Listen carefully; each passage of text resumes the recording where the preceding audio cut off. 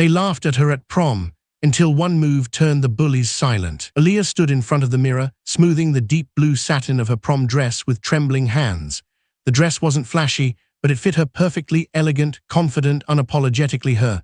Still, doubt crept in. She had heard the whispers all week. Why is she even going? Trying to prove something? Bet she'll embarrass herself. Being one of the few black girls at Ridgewood High had taught Aaliyah how to survive quiet cruelty, smiles that hid insults, laughter that followed her down hallways. Tonight was supposed to be different, just one night of normalcy. Her mother knocked gently. "You ready, warrior?" she asked softly. Aaliyah smiled. Warrior. Her mom always called her that, never knowing how close the word came to the truth. She took a deep breath and stepped out the door, unaware that this night would change everything. The gym was transformed into a dream, the kind Aaliyah used to imagine when she was younger and still believed effort could change everything. Twinkling lights were strung across the ceiling, soft gold and white, reflecting off the polished floor like scattered stars. Roses lined the walls in careful arrangements, their scent mixing with perfume and cologne until the air itself felt heavy with expectation. Music floated through the room, smooth and romantic, wrapping around laughing voices and the rhythmic shuffle of shoes.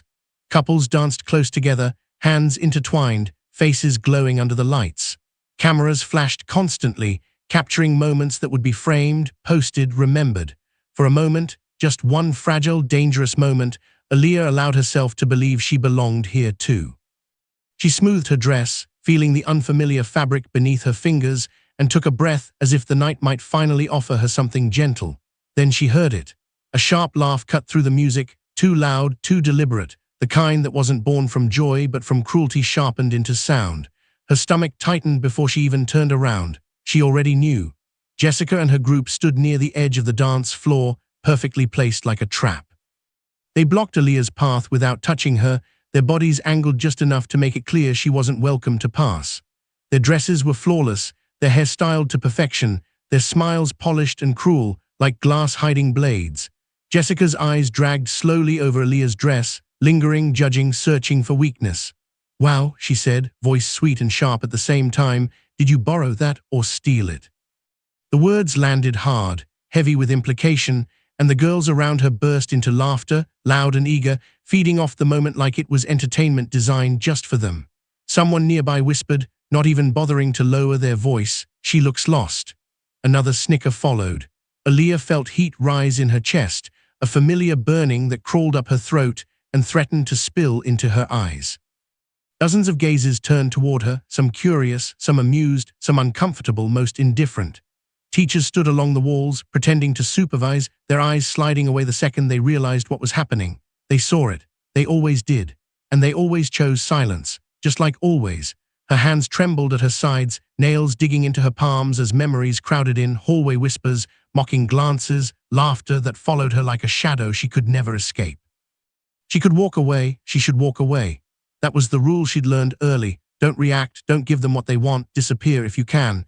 Her feet felt heavy, stuck to the floor as the music swelled around her, cheerful and unaware. Jessica tilted her head, waiting, enjoying the pause, the attention, the power of knowing she had an audience. Aaliyah inhaled slowly, forcing the air deep into her lungs. She straightened her shoulders. She didn't apologize, she didn't explain, she didn't run. Instead, she stood still, calm, silent, unshaken. Her face revealed nothing, no anger, no shame, no fear, just a quiet steadiness that didn't match the role they had assigned her. The laughter faltered just slightly. Jessica's smile twitched, confusion flickering behind her eyes. This wasn't how it was supposed to go. Anger they could mock, tears they could feast on. Silence unsettled them. Aaliyah met Jessica's gaze, not with defiance, but with something colder, distance. As if Jessica didn't matter enough to deserve a response. As if the words hadn't pierced her at all. That scared them more than anger ever could. Jessica stepped closer, invading Aaliyah's space. "What's wrong? Too quiet to talk?" Aaliyah met her eyes. Her voice was steady.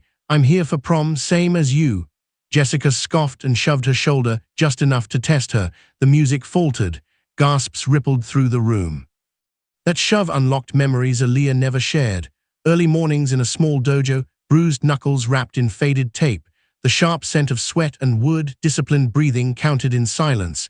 Years of training she kept secret beneath hoodies and polite smiles. Martial arts wasn't about fighting, it was about control, about knowing when not to move, about choosing calm when chaos invited you to answer. Jessica reached again. That was her mistake. Aaliyah shifted her weight the way her sensei had taught her, a fraction of an inch, invisible to anyone who hadn't learned to see it. The second shove never landed where Jessica expected because Aaliyah's body was already elsewhere, balanced, grounded, awake. She caught Jessica's wrist gently, not with anger but with certainty, fingers closing like a promise that could not be broken.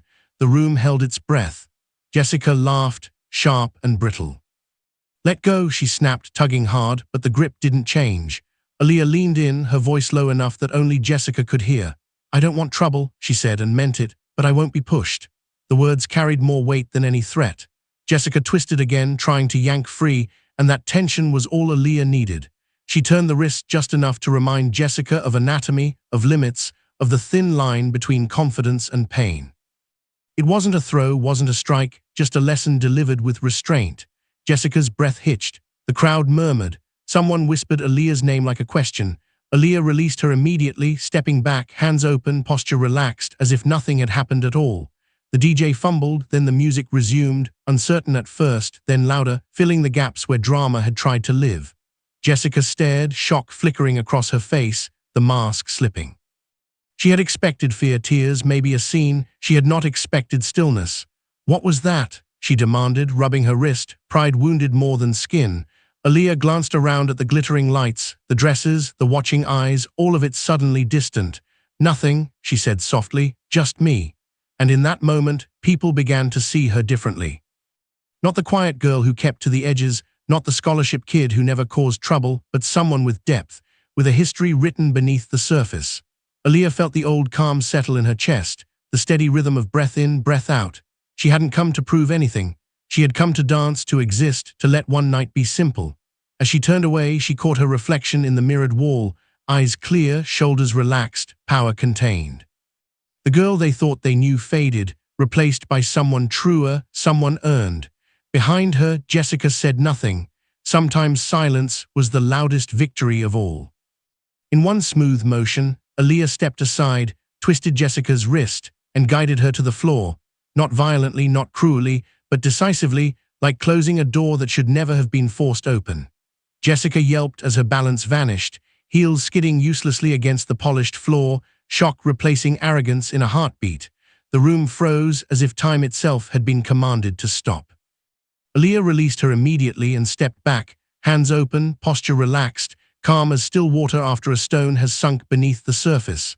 "I don't want to fight," she said clearly, her voice carrying without effort, "but I won't be disrespected." No music, no laughter, only stunned silence thick enough to press against every chest in the room. The fairy lights above seemed too bright now, exposing everything people preferred to ignore. Teachers rushed forward, shoes squeaking, faces pale with panic and confusion. Phones were raised instinctively, thumbs hovering, capturing a moment that would be replayed, slowed down, misunderstood, and argued over for weeks. Faces that once mocked her, ignored her, or never bothered to learn her name now stared in disbelief, mouths slightly open, eyes wide. The bully wasn't powerful anymore. The girl they underestimated was standing tall in the center of the room, breathing evenly, untouched by chaos. Jessica sat on the floor, cheeks flushed, anger battling humiliation as she tried to piece together what had just happened. This wasn't how it was supposed to go. She was supposed to win with volume, with presence, with fear. Instead, she had been undone by quiet. Aaliyah felt the familiar grounding in her feet, the echo of her sensei's voice reminding her that true strength left no need to linger. She had already said enough. Around her, whispers began to crawl back into existence, low and uncertain. "Did you see that? How did she even do that? She didn't even look mad." Someone laughed nervously, trying to break the tension, but it died quickly, swallowed by the weight of what everyone had witnessed. Authority figures tried to restore order, voices overlapping, but the atmosphere had shifted too deeply to be reset so easily. This wasn't just a scuffle, it was a reveal. For years, Aaliyah had learned how silence could protect, how restraint could be armor, how power didn't need an audience. She had chosen not to use it, not because she couldn't, but because she understood the cost. Tonight, she had paid only what was necessary. As she picked up her clutch from the table where she had left it, hands steady, she felt eyes follow her, not with ridicule now, but with something closer to respect or fear or curiosity. She didn't rush. She didn't apologize. She didn't explain, Some truths didn't require justification. Jessica was helped to her feet, still fuming, still searching for something to say that would give her back control, but every word collapsed before reaching her lips. There was nothing left to threaten, nothing left to prove. Aaliyah walked back into the crowd, which parted without being asked, the invisible line between before and after clearly drawn. Silence followed her, heavy and undeniable, because everyone understood now that words had never been the loudest thing in the room.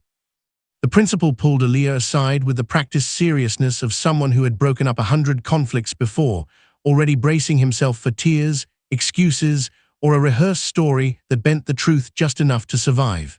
Instead, he found composure. Aaliyah stood straight, hands folded lightly in front of her, breathing calm and measured, eyes clear, not defiant, not afraid. She answered questions simply, without exaggeration, without blame, without the hunger to be believed because she knew she would be. Around them, witnesses spoke in overlapping fragments, voices rising and falling as phones were passed from hand to hand, videos replayed again and again from different angles, each one telling the same story with merciless clarity.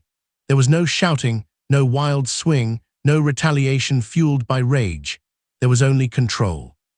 The truth was undeniable, and for once, it didn't need to be softened. Jessica's protests echoed briefly down the hallway as she was escorted out, heels clicking in uneven rhythm, power draining from every step, the crown she wore in the social hierarchy slipping into something heavy and useless. When the doors closed behind her, the air itself seemed to reset. Aaliyah was thanked, quietly, almost awkwardly, as if the adults weren't sure how to address a strength they hadn't expected from someone they barely noticed before. When she returned to the floor, something had changed in a way that couldn't be undone. Conversations stalled mid-sentence. People shifted instinctively to make space, not out of fear, but recognition. The laughter that returned was softer, more careful, as if the room had learned a new rule without anyone needing to say it out loud. Eyes followed her, curious now, respectful, measuring her not by rumors or assumptions, but by what she had shown without ever announcing it. For the first time, Aaliyah felt seen without being exposed. A boy stepped forward, hesitation written all over his face, hands slightly trembling as if he'd never imagined himself doing this. He wasn't loud or popular, just sincere, and when he asked her to dance, his voice cracked in a way that made her smile before she even answered. She accepted not because the moment demanded it, not because people were watching, but because she wanted to. As they moved under the lights, the music swelling around them, Aaliyah felt something loosen inside her chest, a quiet joy unfolding where caution had lived for so long. She wasn't dancing to prove strength or mystery or superiority. She wasn't performing survival. She was simply there, present, allowed, earned. The lights blurred softly, the floor warm beneath her feet, the past finally silent enough to let the present speak. Respect hadn't arrived with applause or praise or a speech from the stage. It came in the way people gave her space, the way they met her eyes, the way no one questioned her right to stand exactly where she was. And as she danced, truly danced, Aaliyah understood something she would carry long after the night ended. Respect was never taken by force and never granted by noise. It was earned quietly, through restraint, through truth, through knowing who you are even when no one else does. And tonight, at last, she let herself enjoy the simple, undeniable fact that she belonged. By Monday morning, the story was everywhere, not whispered in corners or distorted into cheap gossip, but carried with the weight of legend, passed from classroom to classroom, from phone screen to phone screen, told with widened eyes and lowered voices, as if saying it too loudly might break the spell of what had happened. They spoke about control, about stillness, about how the loudest person in the room had fallen silent without a single blow, and how the quiet girl in the blue dress had walked away untouched. But Aaliyah didn't brag, didn't correct details, didn't gather an audience to explain her side, because she didn't need to. She moved through the halls the same way she always had, steps measured, shoulders relaxed, backpack resting easily against her spine, yet everything felt subtly different, like the school itself had shifted its posture around her. Lockers slammed softer when she passed. Conversations paused, then resumed with a new tone. People looked at her longer now, not to judge, but to understand, to reconcile the girl they thought they knew with the truth they had witnessed. She had learned something powerful, something her sense had tried to teach her years ago in that small, echoing dojo where discipline mattered more than dominance. Strength doesn't announce itself. It doesn't need banners or volume or validation. It reveals itself only when necessary, and then it retreats back into quiet confidence. At her locker, she caught her reflection in the dull metal, distorted slightly but still familiar, the same dark eyes, the same calm mouth, the same girl who had learned to stand without demanding space. She was the same, and yet not invisible anymore. Teachers spoke to her with a new respect, careful not to patronize. Classmates who once overlooked her now nodded, smiled, made room. Even those who said nothing carried awareness in their gaze, an unspoken acknowledgement that some people carry entire worlds beneath their silence. Aaliyah felt no urge to relive the moment, no hunger to be feared or admired, because the victory had never been about them. It had been about herself, about honoring years of restraint, patience, and discipline without betraying who she was. As she closed her locker, the metal clicking shut like the end of a chapter, she felt that steady presence deep inside her, the warrior who had always been there, calm and watchful, not raging or restless, simply smiling in quiet satisfaction. She walked to class with that smile hidden but real, knowing that she didn't need to raise her voice or prove her power ever again, because the world had finally learned what she had known all along. The strongest warriors are often the ones who walk softly, wear blue dresses, and choose peace until peace is no longer an option.